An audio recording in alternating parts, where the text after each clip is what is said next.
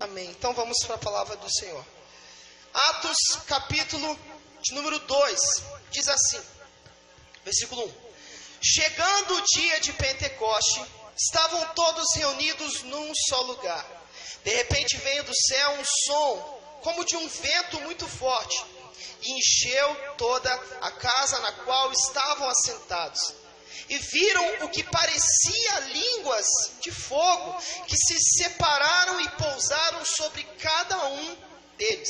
Todos ficaram cheios do Espírito Santo e começaram a falar noutras línguas, conforme o Espírito os capacitava.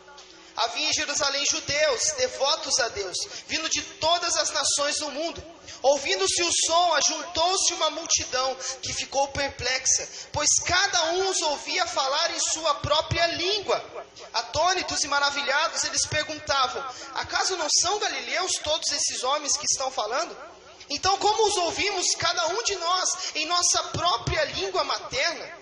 Partos, medos e elamitas, habitantes da Mesopotâmia, Judeia, Capadócia, do Ponto, da província da Ásia, Frígia e Panfilha, Egito e das partes da Líbia próxima a Cirene, visitantes vindos de Roma, tanto judeus como convertidos ao judaísmo, cretenses e árabes. Nós os ouvimos declarar as maravilhas de Deus em nossa própria língua.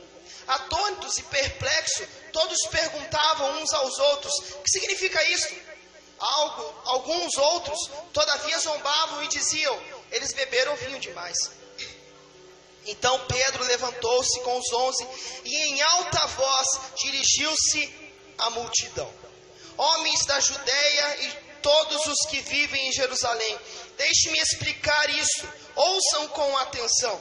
Estes homens não estão bêbados como vocês supõem. Ainda são 9 horas da manhã. Ao contrário, isto é o que foi predito pelo profeta Joel. Nos últimos dias, diz Deus, derramarei do meu espírito sobre todos os povos. Os seus filhos e as suas filhas profetizarão. Os jovens terão visões. Os velhos terão os meus servos e as minhas servas derramarei o meu espírito naqueles dias, e eles profetizarão. Mostrarei maravilhas em cima no céu e sinais embaixo na terra: sangue, fogo e nuvens de fumaça. O sol se tornará em trevas e a lua em sangue, antes que venha o grande e glorioso dia do Senhor. E todo aquele que invocar o nome do Senhor será salvo. Israelitas, ouçam estas palavras: Jesus de Nazaré foi aprovado por Deus diante de vocês por meio de milagres, maravilhas, sinais que Deus fez entre vocês por intermédio dele, como vocês mesmos sabem. Este homem foi entregue por propósito determinado e pré-conhecimento de Deus, e vocês, com a ajuda de homens perversos, o mataram pregando-o na cruz. Mas Deus o ressuscitou dos mortos, rompendo os laços da morte, porque era impossível que a morte o retivesse. A respeito dele, disse Davi: eu sempre via o Senhor diante de mim, porque ele está à minha direita, e não serei abalado. Por isso meu coração está alegre e a minha língua exulta. O meu corpo também repousará em esperança, porque tu não me abandonarás no sepulcro, nem permitirás que o teu santo sofra decomposição. Tu me fizestes conhecer os caminhos da vida, e me encherás de alegria na tua presença.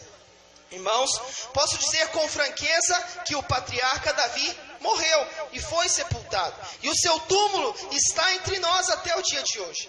Mas ele era profeta e sabia que Deus lhe prometera sob juramento que poria um dos seus descendentes no trono. Prevendo isso, falou da ressurreição do Cristo, que não foi abandonado no sepulcro e cujo corpo não sofreu decomposição.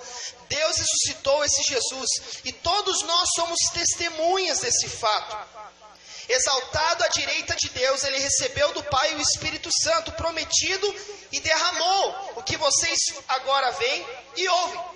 Pois Davi não subiu aos céus, mas ele mesmo declarou: o Senhor disse ao meu Senhor: senta-te à minha direita, até que eu ponha os teus inimigos como estrado para os teus pés. Portanto, Que todo Israel fique certo disso. Esse Jesus a quem vocês crucificaram, Deus o fez Senhor e Cristo. Quando ouviram isso, ficaram aflitos em seu coração e perguntaram a Pedro e aos outros apóstolos: irmãos, o que faremos? Pedro respondeu: arrependam-se e cada um de vocês seja batizado em nome de Jesus Cristo para perdão dos seus pecados, e receberão o dom do Espírito Santo, pois a promessa é para vocês e para os seus filhos e para todos os que estão longe, para todos quantos o Senhor nosso Deus chamar. Com muitas outras palavras os advertia e insistia com eles: salve-se dessa geração corrompida.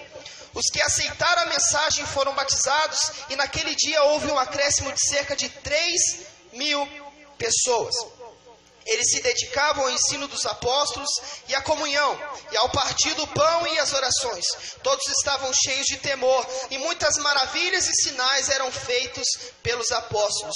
Os que criam mantinham-se unidos e tinham tudo em comum, vendendo suas propriedades e bens, distribuíam a cada um conforme a sua necessidade. Todos os dias continuavam a reunir-se no pátio do templo, partindo pão em casa, e juntos participavam das refeições com alegria e sinceridade de coração, louvando a Deus e tendo a simpatia de todo o povo, e o Senhor lhes acrescentava diariamente os que iam sendo salvos. Uma leitura um quanto tanto extensa, porém é necessário que a gente compreenda, além de tudo, o contexto e o que aconteceu aqui e o que implica este acontecimento nas nossas vidas hoje. Mas antes eu preciso explicar para vocês o que é esse tal de Pentecostes. Nós conhecemos como Pentecostes. Essa palavra Pentecostes, ela vem de uma palavra grega, que significa 50.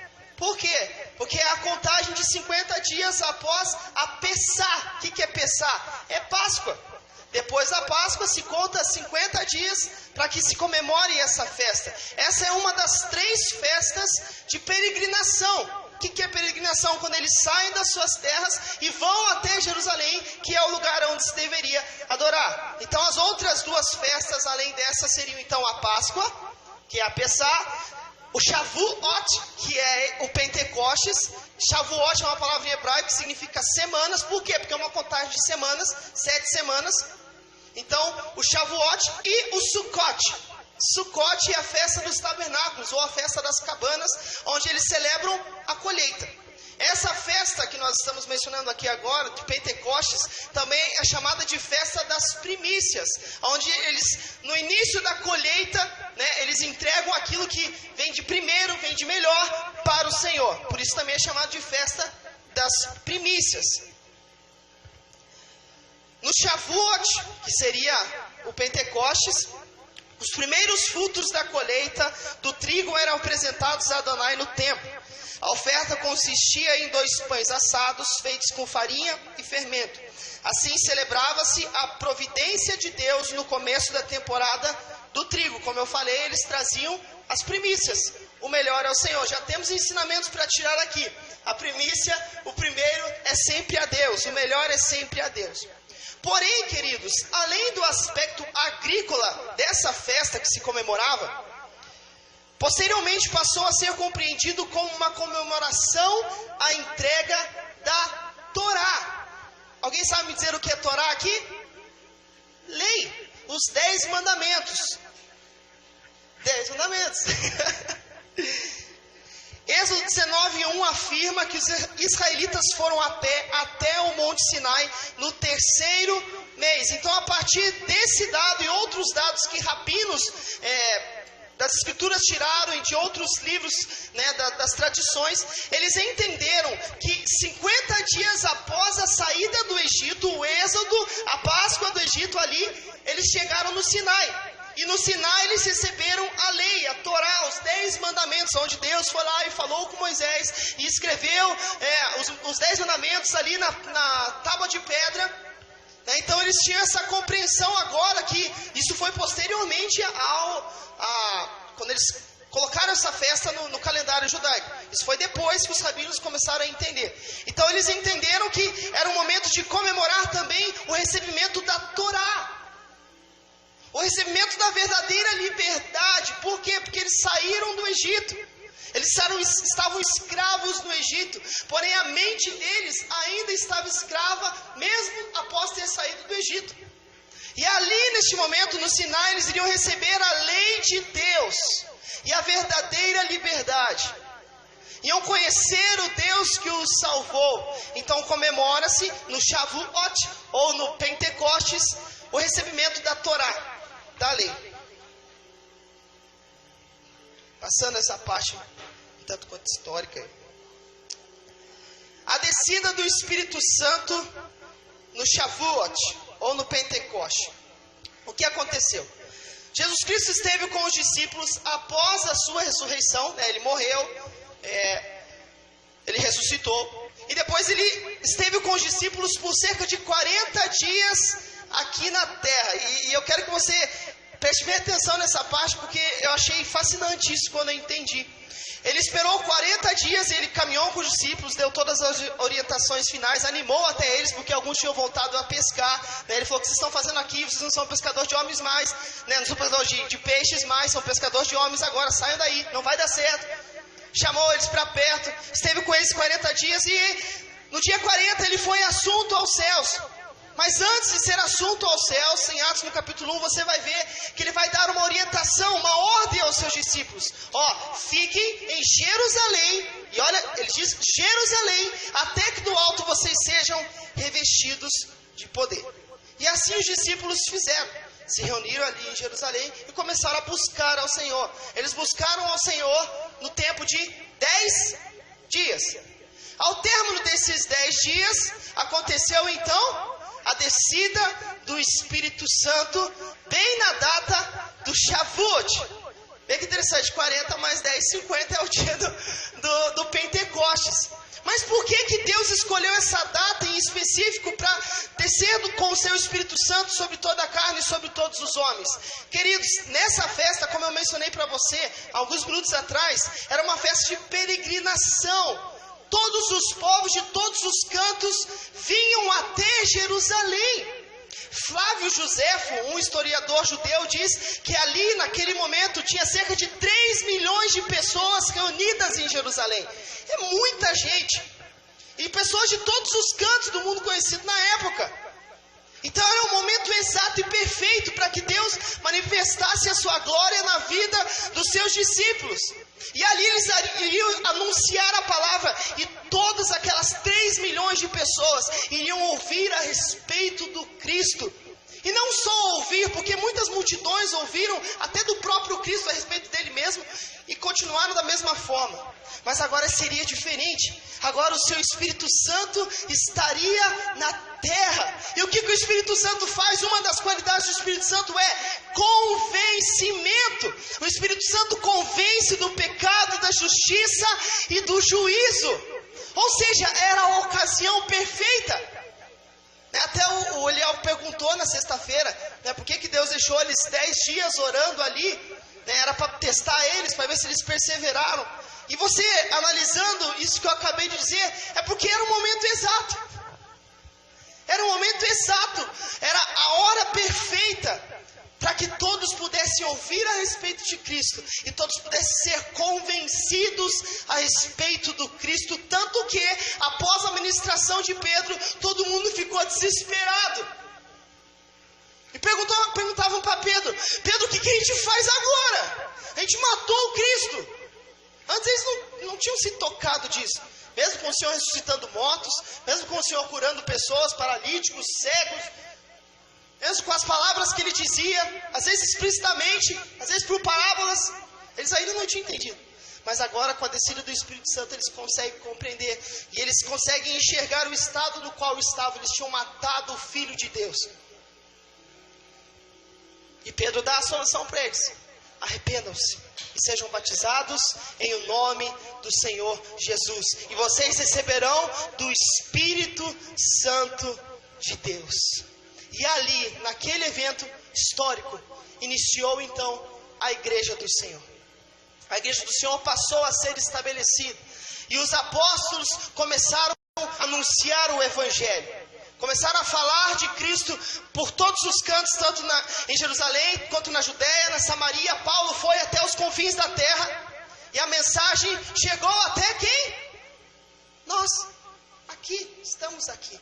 A partir deste evento histórico. E olha que interessante, o mesmo Espírito que estava lá é o mesmo Espírito que hoje é dado a todo aquele que busca o Senhor, a todo aquele que permanece buscando na presença do Senhor. É o Espírito Santo que está no seu coração hoje. E o que implica isso na minha vida, Pierre? O que esse Espírito Santo implica na minha vida? Primeiro, convencimento. Você precisa entender que você não está aqui porque você escolheu. Não é porque você é o bonzão e entendeu, não, peraí, a minha vida e a vida de Deus. A vida de Deus parece um pouco melhor, então eu vou escolher a vida de Deus. Não foi assim. A palavra do Senhor diz que Ele nos escolheu. Nós o amamos porque Ele nos amou primeiro. Se você um dia teve a consciência e o entendimento dos seus pecados, saiba, querido, foi o Espírito Santo que te convenceu. Toda honra e toda glória sejam dadas a Deus. É a primeira coisa que a gente tem que entender aqui, quem convence é o Espírito Santo. Outra coisa que podemos entender, entre tantas que eu poderia falar aqui, a profecia de Joel se cumpriu. Que o Espírito Santo desceria e os jovens e os velhos e todos receberiam desse Espírito Santo, cada um na sua porção adequada. A profecia de Joel se cumpriu e a profecia de Jeremias e Ezequiel também se cumpriram.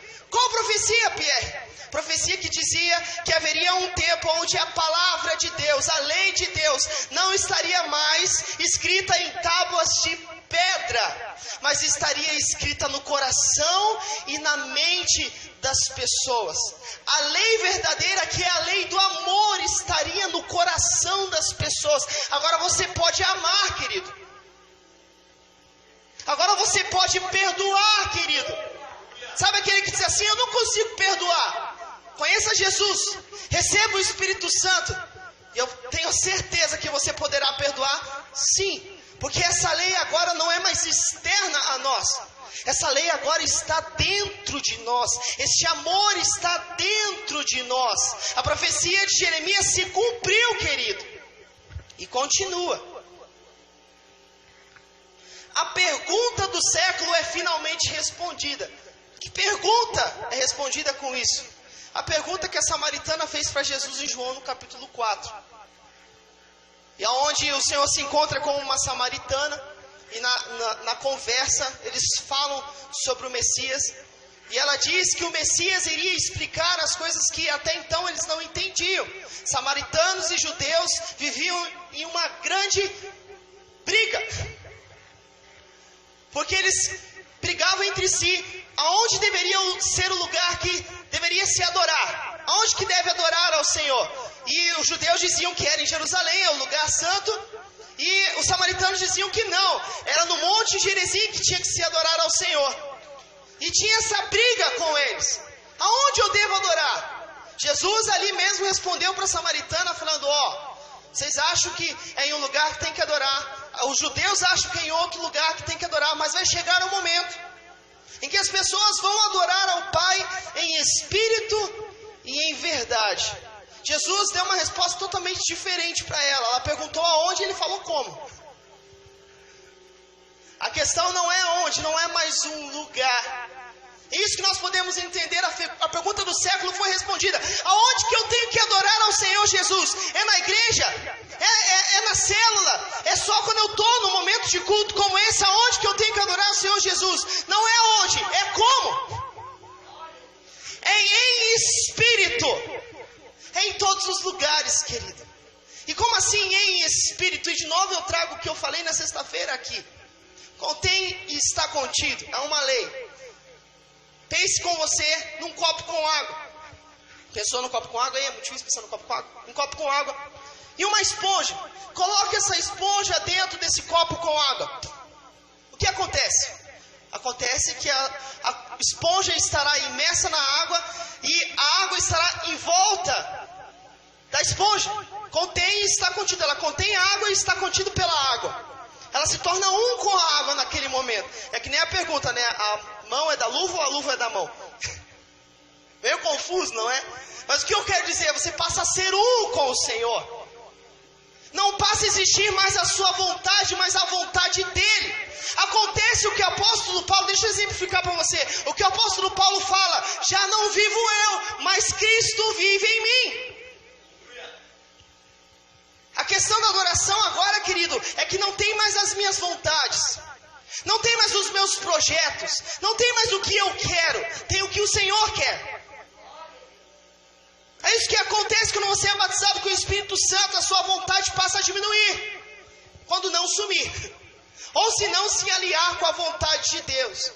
Mas o que vemos pessoas hoje fazendo é escolhendo a sua própria vontade, deixando a vontade de Deus em segundo plano.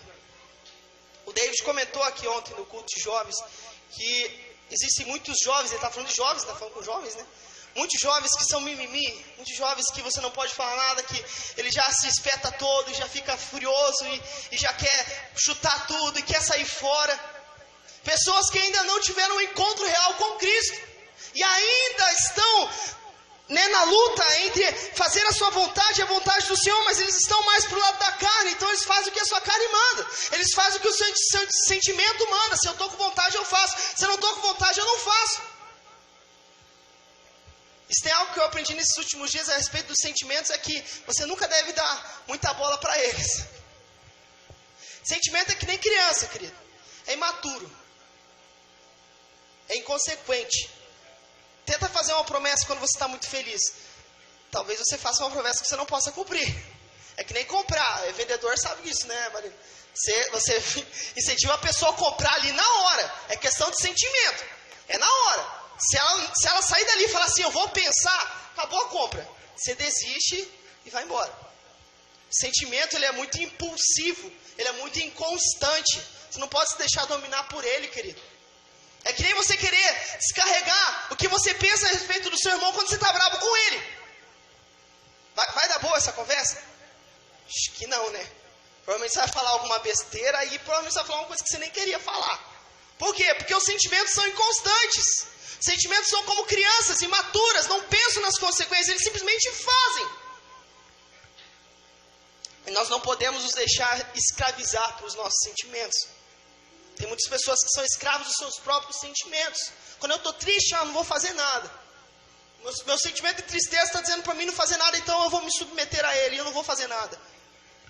Eu estou magoadinho com meu irmão, eu não vou fazer nada. E eu me submeto a mágoa no meu coração e começa a podridão dos meus ossos, começa a ficar doente, começa a ficar ressequido. Se submete aos seus sentimentos. Geralmente pessoas imaturas fazem isso, mas nos últimos dias nós vemos que pessoas de todas as idades são dominadas por seus sentimentos. Mas nós não podemos nos deixar dominar pelos sentimentos. Temos que nos deixar dominar pelo Espírito Santo de Deus e fazer a vontade do Senhor. O Senhor não quer pessoas disponíveis, queridos. O Senhor quer pessoas comprometidas. A palavra do Senhor nos ensina que quando Ele envia Ecbalo, os seus discípulos, Ele fala assim, ore para que o Senhor envie mais trabalhadores, porque são poucos os trabalhadores. Na verdade, o que temos são muitos voluntários, mas poucos trabalhadores. Sabe qual é a diferença? O voluntário faz quando quer. O trabalhador tem compromisso. Todo dia de manhã ele tem que ir lá bater o seu ponto. Não pode chegar atrasado. Tem que cumprir com as suas metas. Ele tem uma responsabilidade. E nem sempre ele vai ter vontade de ir. Mas ele tem um compromisso. Ele é maduro. O voluntário já não. O voluntário vai quando ele quer. Quando tem um tempinho na sua agenda, quando está disponível, está de férias, eu vou fazer um trabalho voluntário. Esse é o voluntário. O Senhor não quer voluntários. O Senhor não quer pessoas disponíveis que tenham um horáriozinho na agenda para Ele. Ele quer pessoas comprometidas. Ele quer trabalhadores para o seu reino. Que você possa falar isso aqui, como você falou na canção no começo do culto. Senhor, eu quero ser um trabalhador. Eu não quero ser um voluntário na sua obra. Não quero ser parte da multidão. Não quero ser fã de Jesus. Jesus é legalzão. Vou colocar uma camisa de Jesus, uma faixa na testa e falar assim, uhul, Jesus é legal. O Senhor não quer multidão. O Senhor não quer fã. O Senhor quer discípulo. Discípulo carrega a sua cruz. Discípulo vai para servir e não para ser servido. Nós estamos esquecendo esse princípio do servir e ser servido. O próprio Senhor Jesus disse: eu vim até essa terra não para ser servido por vocês, mas para servir a vocês. E o apóstolo vai dizer que nós temos que tomar essa mesma atitude de Jesus, que mesmo sendo Deus, não usou por usurpação ser igual a Deus. Antes ele se humilhou tomando a forma de servo. Jesus veio para servir e nos ensinou: vocês também estão aqui para servir. No seu relacionamento com o seu irmão, querido, você está para servir. Eu não estou dizendo que você não pode ser servido. Eu estou dizendo que você não nasceu para ser servido. Você nasceu para servir. Se você for servido, amém, glória a Deus. Mas não é o objetivo da tua vida. Não é o propósito da sua vida ser servido. O propósito da sua vida é servir. O propósito da sua vida é dar e não receber. Isso é em tudo na vida, querido. É em tudo. Mas o que acontece? Muitas pessoas, elas vivem para ser servidas.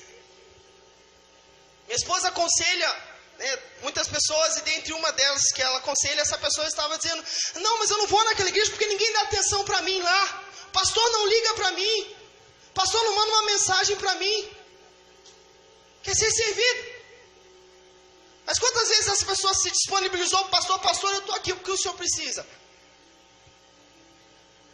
Está disposto, querido, a fazer o que for necessário, sem esperar receber algo em troca. Esse que é o amor que o Senhor vem colocar, essa lei deste amor que o Senhor vem colocar no nosso coração através do Espírito Santo, deste amor que não espera receber algo em troca, ele simplesmente faz. Você não nasceu, e eu repito, para ser servido, querido. Você nasceu para servir. O Senhor não quer que você seja voluntário na obra dele. O Senhor quer que você seja trabalhador na casa dele. Ou seja, não é só quando você está com vontade. Nem sempre a gente está com vontade de fazer as coisas, né, Abner? Nossa, tem vezes que é complicado o negócio. É que nem meu pai fala a respeito de expulsar demônios. Né? Ele fala assim: expulsar demônio é chato. Expulsar demônio é chato, eu não gosto de expulsar demônio. Ou você acha que o pastor vai me chamar: pastor, eu tenho um demônio se manifestando aqui, está jogando todo mundo pro alto aqui. O pastor vai me dizer: oh, que alegria, vou lá expulsar o demônio hoje. Não, eu acredito que ele não tem esse ânimo assim. Eu acredito que ele seja normal como eu. Eu falo assim: pelo amor de Deus, expulsar demônio é uma coisa horrível. Nem sempre a gente tem vontade de fazer, mas a gente está compromissado. E independente da nossa vontade imatura, nossos sentimentos imaturos, a gente vai fazer, custe o que custar. É para isso que nascemos. Para viver pelo rei e pelo reino. Então que pelo menos esse ensinamento fique no seu coração nessa manhã. Eu estou aqui para servir. O que precisa que eu faça, eu vou fazer. Não importa, eu estou aqui para servir. Eu estou quase dando tempo já. Louvado seja Deus.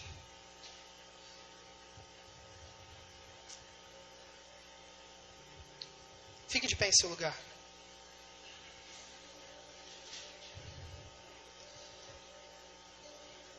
A ação do Espírito Santo nas nossas vidas, querido, nos movimenta, nos impulsiona. Tanto que Pedro não conseguiu ficar calado perante aquela multidão. Ele foi lá, abriu a sua boca e falou a respeito de Jesus Cristo e do Evangelho. O Espírito Santo tem te impulsionado, querido. A questão é se você tem dado ouvidos e vazão ao Espírito. A palavra do Senhor nos diz: não impeçais o Espírito Santo.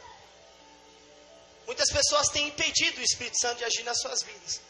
Mas que nessa manhã você tome a decisão e a atitude de dizer: Senhor, faz a sua vontade na minha vida. Eu não quero mais escolher as coisas, Senhor. Eu quero o que o Senhor quer para mim. Eu quero anunciar o teu Evangelho. Querido, você tem uma língua para anunciar o Evangelho. Eu trago de novo o exemplo que o Abner trouxe na sexta. E que Augusto Nicodemos também trouxe. Os cristãos, queridos, do primeiro século, do segundo século ali, muitos sofreram perseguições e perseguições ferrenhas. Eles eram mortos, eram jogados em covas com leões, eram jogados em fogo, eles eram queimados, eles eram arrastados, decapitados. E o momento do martírio de um cristão ele servia como testemunho para todas as pessoas. E os líderes daquela época que matavam os cristãos, eles estavam começando a ficar preocupados. Porque quando os cristãos eles iam ser jogados para ser queimados, eles começavam a louvar a Deus e engrandecer a Deus. E aquele que vê uma situação dessa, ele fala assim, peraí, tem alguma coisa errada. Eles estão falando que esse cara está falando besteira, está falando mentira, mas ele está disposto a morrer por isso, e está indo para a morte cantando e louvando a Deus, sorrindo. Tem alguma coisa errada aqui. Eu acho que o que esse cara está falando é verdade. E as pessoas começavam a crer em Cristo e a crer no Evangelho. Então o que os líderes fizeram? Vamos cortar a língua desses crentes na hora de queimar eles, assim eles não vão poder louvar ao Senhor. E eles cortavam a língua dos crentes e tacavam para ser queimados. Querido, você tem uma língua aí, é para anunciar o Evangelho de Deus. É para anunciar a respeito do Cristo, querido. Você não pode fechar a sua boca. Querido, pandemia não é desculpa para parar de ser crente. Tem pessoas que estão confundindo isolamento com deixar de ser crente. Não tem nada a ver uma coisa com a outra, querido. Eu assisto a live quando der um tempinho, fica gravada lá mesmo. Eu sei, querido, quando você está aí na sua casa e os irmãos estão orando aqui, você vai fazer outra coisa. Quando estamos lendo a palavra, você vai fazer outra coisa. Se assiste a live ainda. Tem alguns irmãos que nem sequer assistem as lives. E depois se perguntam, por que eu estou fraco? Por que, pastor Pedro, nesse tempo de pandemia eu me sinto tão fraquinho? Porque você está confundindo isolamento com deixar de ser cristão. Lembra que não é aonde, mas é como. Na sua casa, querido, você adora da mesma forma. Você busca a presença do Senhor da mesma forma. Você ora, você jejua, você lê a palavra.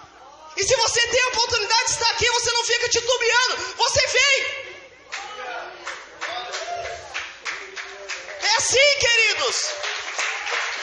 Não usa a pandemia como desculpa. Não usa a pandemia como desculpa. Vamos trabalhar, tem muita coisa para ser feita. Em nome de Jesus, que o Senhor te convença nessa manhã.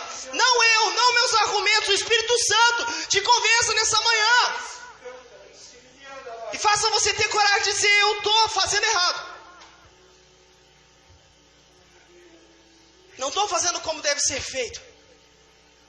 E eu sei, queridos, que tem gente aí na sua casa que participa. Não se preocupe, tá? Não estou acusando ninguém. Em nome de Jesus, queridos. Vamos orar ao Senhor. Entregar este culto nessa manhã. Em nome de Jesus. Esperamos vocês à noite aqui também. Deus Todo-Poderoso, nós te louvamos e te engrandecemos. Pelo Teu Espírito Santo que ainda está em nosso meio, pela Sua presença gloriosa que ainda se manifesta em nosso meio, e em nós e através de nós opera grandes coisas, Deus Todo-Poderoso. Que nessa manhã, Senhor Pai, se levantem mais trabalhadores para o Seu reino. Nessa manhã se levantem mais pessoas comprometidas com o Seu reino, mais pessoas, Senhor Pai, que estão dispostas a dar a sua vida pelo reino. Se levantem aqui nessa manhã em nome de Jesus. Um exército se levante aqui nessa manhã, assim como Ezequiel profetiza sobre o vale de ossos secos. Vida em nome de Jesus, Deus Todo-Poderoso. Que nós possamos nos levantar e partir, Senhor Pai, para a guerra, pois está acontecendo uma guerra, e não é uma guerra contra a carne, contra sangue, não é uma questão de guerra política, é uma questão de guerra espiritual. E a guerra espiritual se vence por oração, se vence por jejum, se vence através da intervenção do Espírito Santo. Que em nome de Jesus possamos buscar a Tua presença e se revestir do Seu Espírito Santo e das armas que o Senhor nos dá através do Espírito Santo. A espada do Espírito, que é a palavra de Deus, possa estar na nossa boca, assim como recebemos ela em nosso coração, em nossa mente. Agora, quando abrirmos a nossa boca, fluam do nosso interior rios de água viva e alcance, Senhor Pai, aonde é morte, e leve vida, Deus Todo-Poderoso. Em nome de Jesus é o que eu te peço nessa manhã. Ser com cada irmão aqui, em nome de Jesus. E muito obrigado, Senhor, pelo Teu Espírito Santo. Muito obrigado, Senhor Pai, pela promessa que se cumpriu, e Senhor Pai, pelo Senhor que permanece em nós e através de nós faz grandes coisas. Nós te louvamos e te agradecemos em nome do Senhor Jesus. Amém e amém. Faça assim com a sua mão E com o grande amor de Deus, a graça do nosso Senhor e Salvador Jesus Cristo, a doce comunhão e consolação do Espírito Santo de Deus, seja sobre a tua vida hoje e sempre, em nome de Jesus. O pastor